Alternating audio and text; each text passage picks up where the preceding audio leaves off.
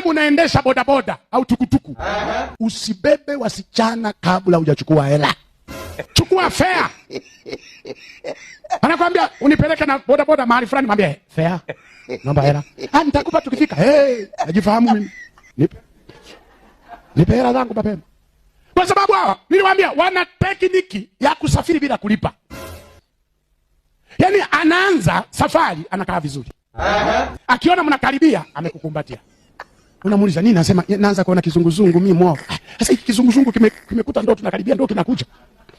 Anaona mnafika kabisa amekulalia. Nywele zake zimekulalia na kila kitu. Kijana anaanza kupotea gia, baada ya kupeleka mbele anapeleka nyuma. Anapigwa shoti ambazo hazina utaratibu. Anamfikisha pale, baada ya kuomba fare anaomba namba ya simu. Hasunajiuliza, unaomba namba ya simu? Wewe unasajili laini, wewe una register na unaomba namba ya simu, kwa unafanyia Safaricom? Unafanya Airtel, unaomba namba, unataka kusajili, unataka kuregister?